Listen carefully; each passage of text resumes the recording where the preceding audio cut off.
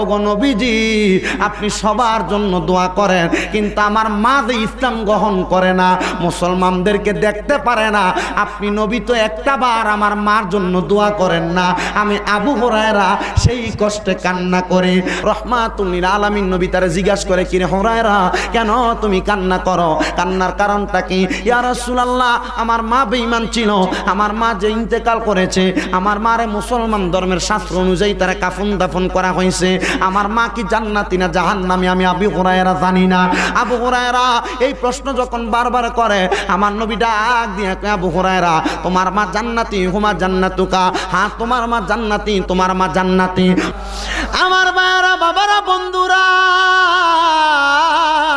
শ্রীনগরের বাবারা এবার মনোযোগ দিয়ে শুনবেন। হযরত আবু হুরায়রাকে তার আম্মা জান বারবার আঘাত করে, তার আম্মা জান যতবার মারে রহমাতুল লিল আলামিন নবীর দরবারে আসে, নবী রহমাতুল লিল আলামিন নবীর দরবারে আইসা চোখের পানি ফালায়া ফালায়া কান্না করে।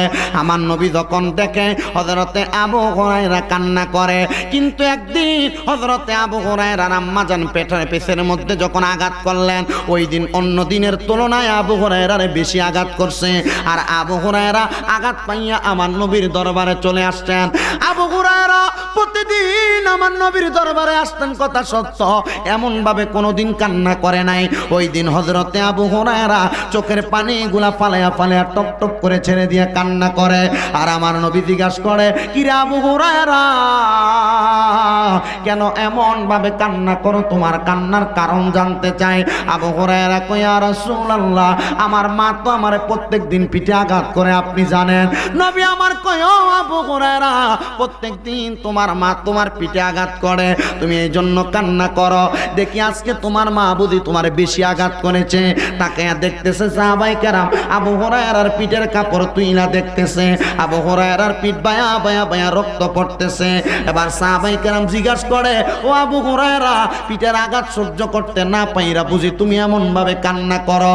হযরত আবু হুরায়রা কই, হ্যাঁ আমি এই জন্য কান্না করি। বলে, কান্না কইরো না, কান্না কইরো না রে আবু হুরায়রা। যখন এই কথা বললেন আবু হুরায়রার কান্নার স্পিড আরো বেড়ে গেছে। ইয়া রাসূলুল্লাহ আমি আমার বেতার জ্বালা সহ্য করতে না পাইরা কান্না করি না। আবু হুরায়রা কান্না কেন করো তোমার কাছে আমি জানতে চাই। আবু হুরায়রা কই, ইয়া রাসূলুল্লাহ আপনি কত মানুষের জন্য দোয়া করেন, গরিব মানুষের জন্য দোয়া করেন, নিজের হাদিয়া দিয়া নিজের তোয়ালে বিক্রি কইরা, আপনার চাদর বিক্রি কইরা।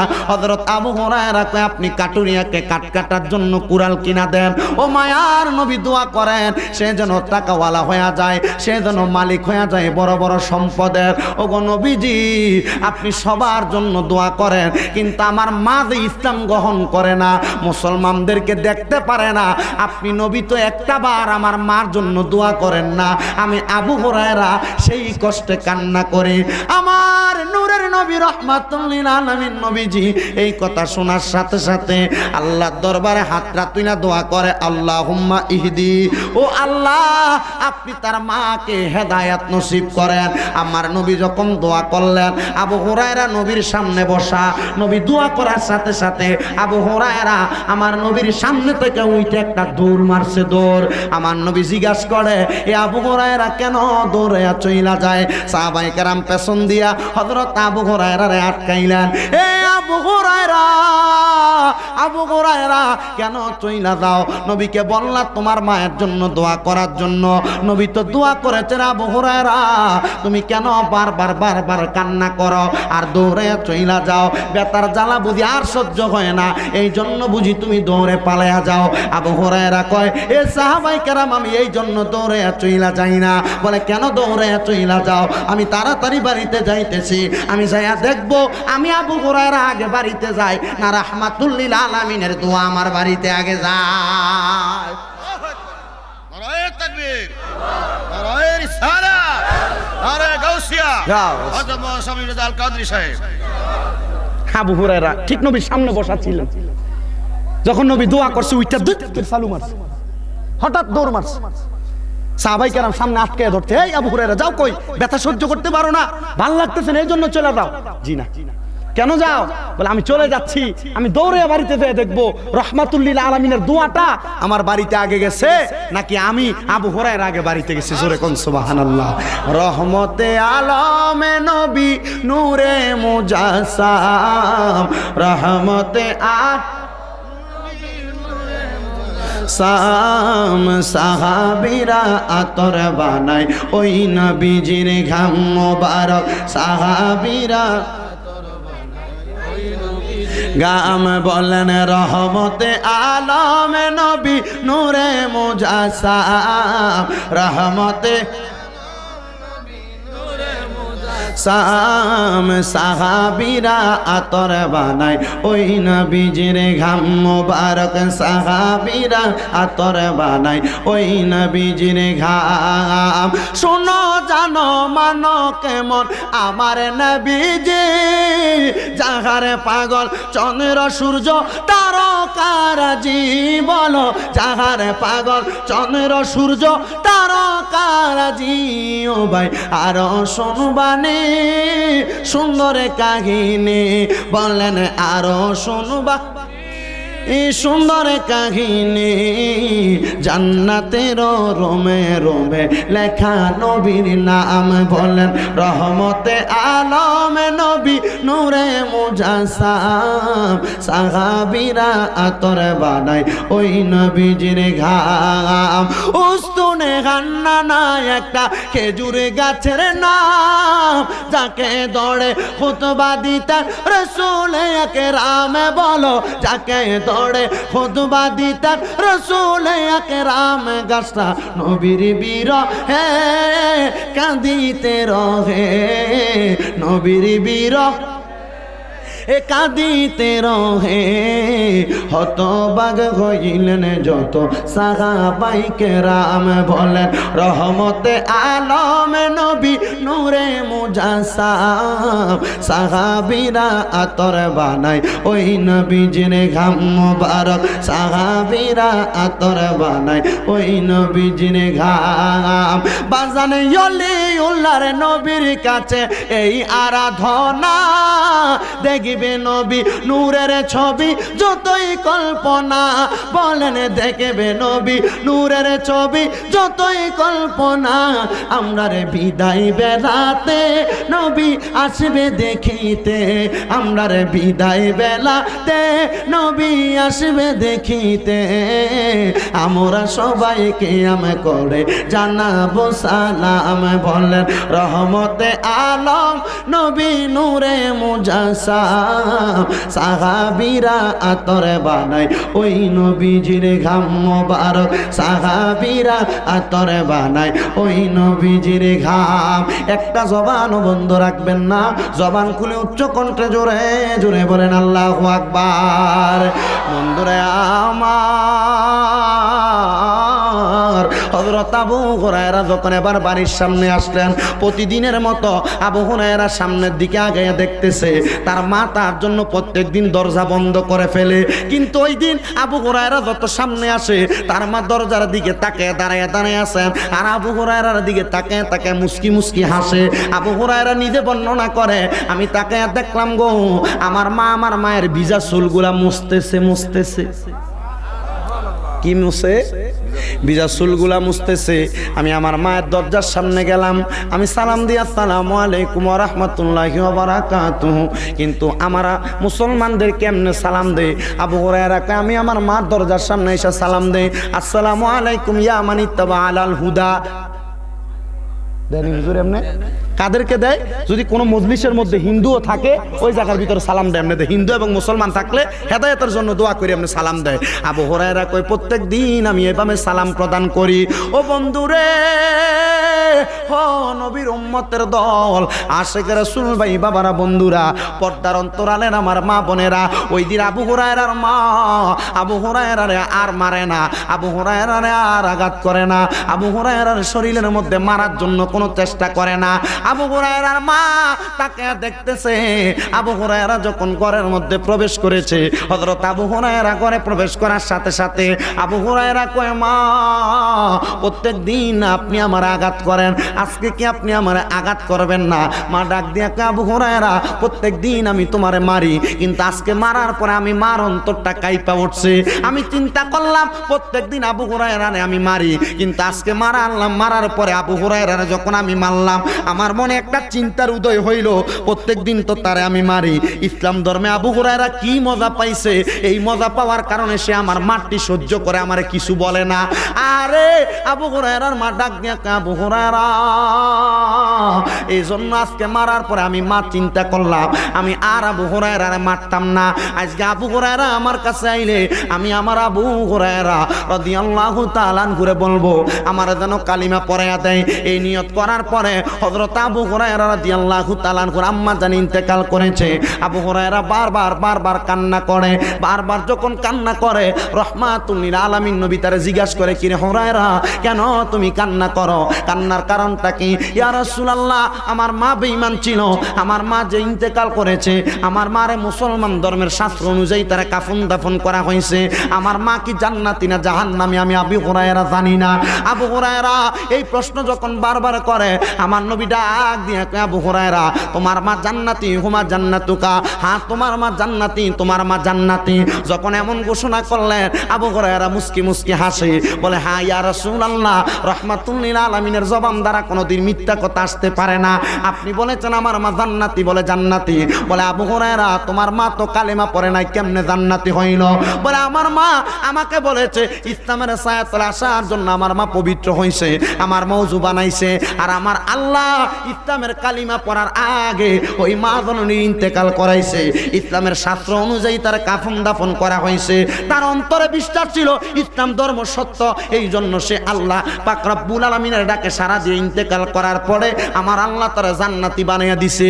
ও যুবক ভাই, ও মুরব্বী বাবাজিরা, আপনারা অনেকে তো আপনাদের মা বাপরে কবর দিয়ে আজকের মাহফিলে বসছেন, আপনারা হয়তো অনেকে জানেন না আপনাদের মা কবরে কেমন আছে জানেন না, আপনার বাবা কবরে কেমন আছে আপনি জানেন না। বলে হুজুর জানার জন্য এমন কোন আমল কি আসেনি? হ্যাঁ, আপনার মা বাবার কবর অবস্থা আপনি জানতে পারবেন।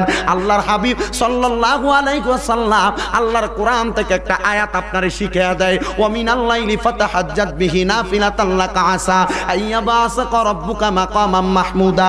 আল্লাহ আমার নবীরে কয়, ও নবী আপনি রাতের কিছু অংশ তাহাজ্জুদের নামাজ আদায় করেন, এটা আপনার জন্য খাস করে দেওয়া হয়েছে। যদি আপনি তাহাজ্জুদের নামাজ পড়েন অতি সত্বর আপনাকে মাকামে মাহমুদ দেওয়া হবে, প্রশংসার জায়গা দেওয়া হবে। এই আয়াত নাজিল হওয়ার পরে আমার নবী আমার আল্লাহর কাছে দোয়া করে, আল্লাহ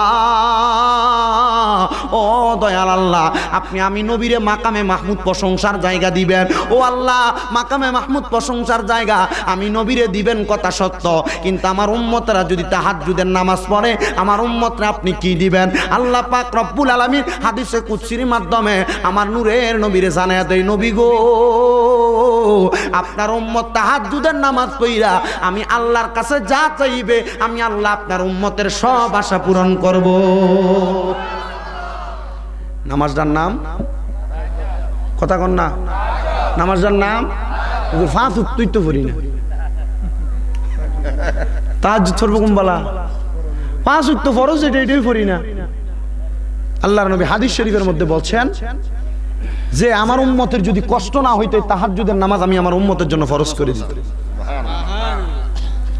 এই জন্য যারা হাজির সাহেব আছেন আপনারা জানেন মক্কা এবং মদিনা শরীফে 6টা ওয়াক্ত নামাজের আজান হয়। কয়টা ওয়াক্ত? ফজরের আগে আরেকটা আজান হয়, এটা তাহাজ্জুদ নামাজের আজান। হ্যাঁ পারে না 6 ওয়াক্ত আজান। হ্যাঁ, অনেক মা বোন শুনতেছেন, অনেক বাবারা শুনছেন, যুবকেরা শুনছেন। মা আপনার গর্ভে সন্তান আসে না, সন্তান তাহাজ্জুদ নামাজ পড়ে কান্দেন আল্লাহ সন্তান দিবে। অনেক যুবক ভাইরা বিদেশ যাওয়ার চেষ্টা করেন, পারেন না, তাহাজ্জুদ পড়ে কান্দেন আল্লাহ ব্যবস্থা করে দিবে।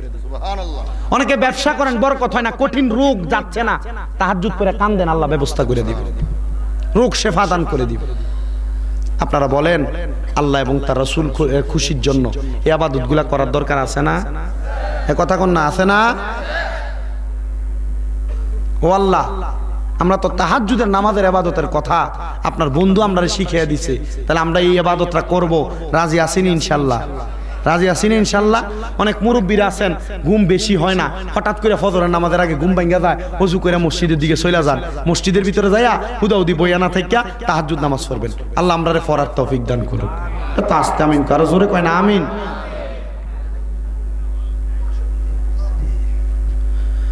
এই তাহাজ্জুদ নামাজের ইবাদত আল্লাহ আমাদের সবাইকে নসিব করুন। আপনারা আমিন কোন না ও ফোতায় গেছেন গা নকশবন্দি জোড়া আয়া পড়ছে না, চলে আসবে ইনশাল্লাহ, গরম ওয়াজ হবে ইনশাল্লাহ। হ্যাঁ আমার যতটুকু ততটুকু শেষ করি। তাহলে মা বাবা কবরে কেমন আছে দেখতে পারবেন। ইবাদতের নাম সালাতুত তাহাজ্জুদের নামাজ, সালাতুত তাহাজ্জুদের নামাজ। আল্লাহ যেন এই ইবাদতগুলো আমাদের করার তৌফিক দান করে। কোন আমিন। এত আস্তে আমিন কইলেন, আরো জোরে কোন আমিন, আরো মহব্বতে কোন আমিন। রাহমাতুল লিল আলামিন নবীজি নূরানি জবান মোবারক দ্বারা যখন এই কথা বললেন, সকল উম্মত খুশি হয়েছে, সকল উম্মত খুশি হয়েছে। কিন্তু এক সাহাবী নবীজি মক্কা থেকে মদিনাতে হিজরত করে আসার পরে নবীজির সামনে কান্না করে দিছি, ইয়া রাসূলুল্লাহ আপনি মক্কা থেকে মদিনাতে আসার পরে কত রকমের কত কিছু বললেন। নবী আপনি একবার বলছেন আনা আউয়ালু মান ইয়াকরাউ বাবাল জান্নাহ, আপনি জান্নাতের দরজা খুলবেন। সাহাবায়ে কেরাম কই ইয়া রাসূলুল্লাহ আপনি একবার বলেন না আপনার সাথে আমরারে জান্নাতে নিয়ে যাইবেন।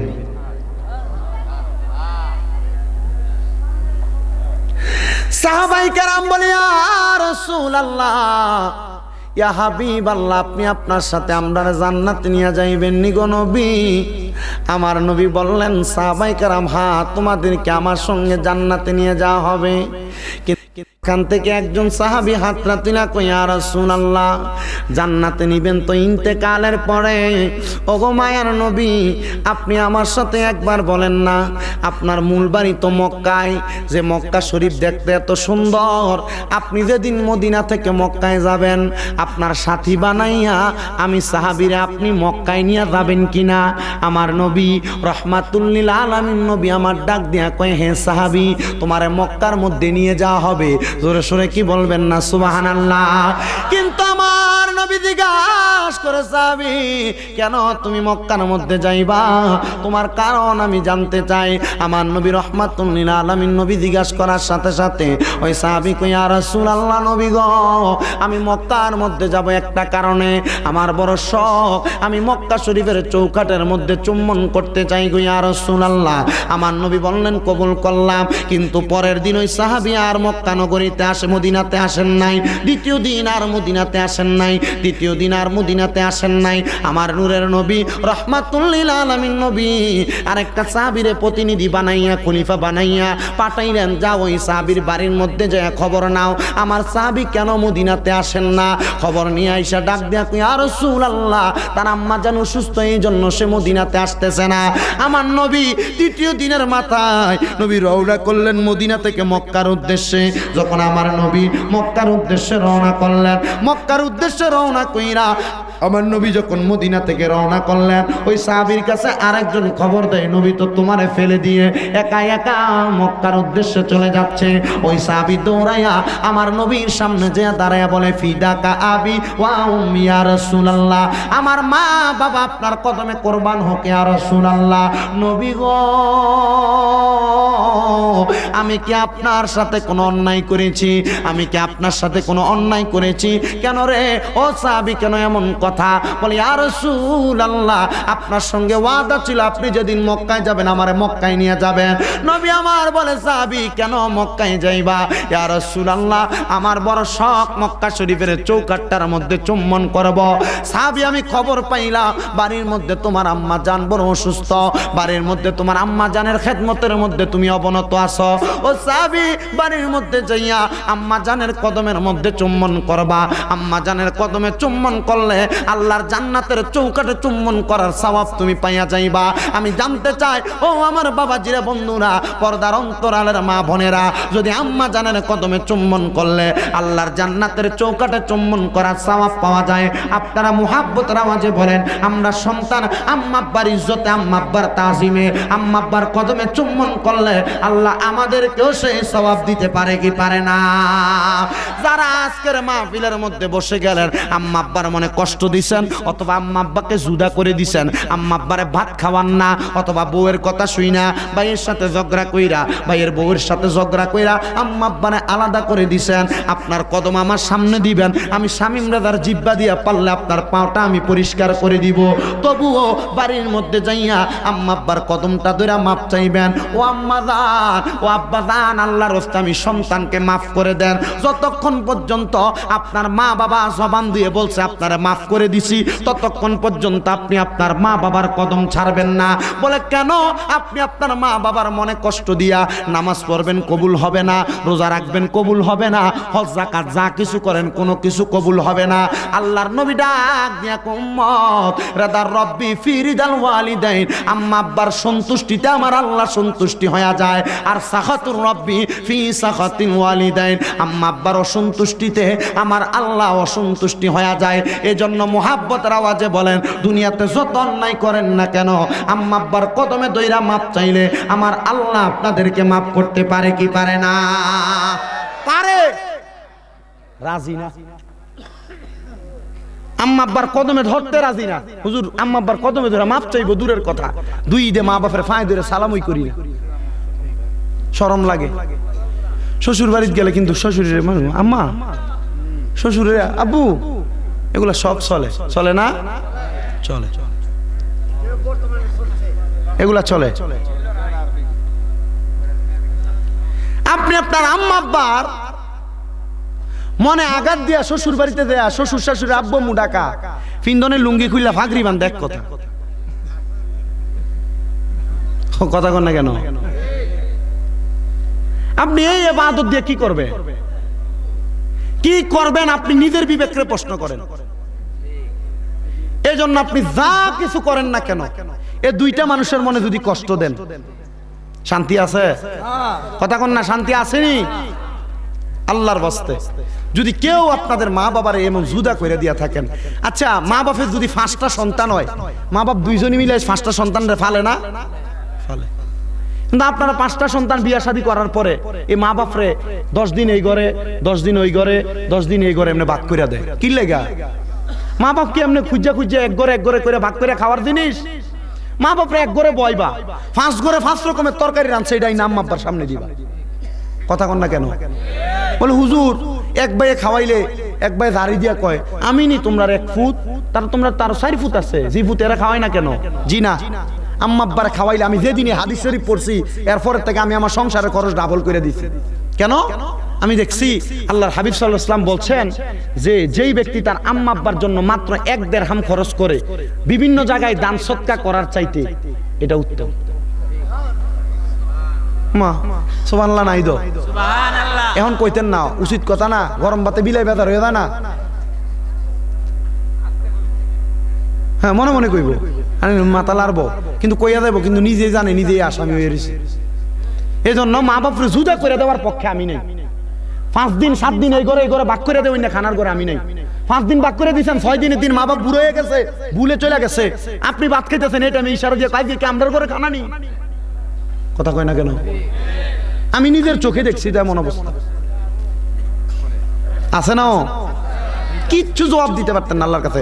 লাখ লাখ টাকা কামাই করবেন, কিন্তু এই টাকা দিয়ে শান্তি পাইতেন না, কোনো শান্তি পাইতেন না। আল্লাহর রাস্তায় ফাললে দেন, আপনার ফাও আমার সামনে দেন, আমি আমার জিহ্বা দিয়ে আপনার ফাওটা পরিষ্কার করে দিই, তবু ওয়াদা করেন এখান থেকে ভাই যে আম্মা আব্বার কাছে মাপ চাইবেন। আর নচেত শামীম রেজা না, আরো বড় বড় আমরা উস্তাদ যারা এরার বইয়ে ওয়াজ শুইনা বাইজ যাবেন, 5 ওয়াক্ত নামাজ পড়বেন, একটাও কামে লাগবে না। লাগবে নি হুজুর? এই জন্য আল্লাহর রাস্তায় এই দিকগুলা ঠিক করেন। আমি এতটুক বিশ্বাস রাখি, এই একটা দিক সর্বপ্রথম ঠিক রাখলে আল্লাহ পাক রব্বুল আলামিন আপনার অন্য দিকগুলো অটোমেটিকলি ঠিক করে দিবেন। বিদেশ যাইতে যারা পারেন না, মা বাপের ফাও ধরে মাপ চাইলেন, দেখবেন আল্লাহ অটোমেটিকলি ব্যবস্থা করে দিবে। ব্যবসায় বরকত যারা হয় না, মা বাপের কাছে মাপ চাইলেন, অটোমেটিকলি দেখবেন এটাতে বরকত হয়ে যাবে। আম্মা আব্বার চাহিদাটা পূরণ করার চেষ্টা করেন। বাপ মা বুড়া হয়ে গেলে সন্তানের কাছে কিছু খোঁজে না। বাপ মা যখন সন্তানের ইনকাম খায়, ওই বাপ মা কিন্তু সন্তানকে ধমক দিয়ে কথাও বলে না, সন্তানকে ভয় পায়। এটা কিয়ামতের আলামত, মনে রাখবেন। এটা কিসের আলামত?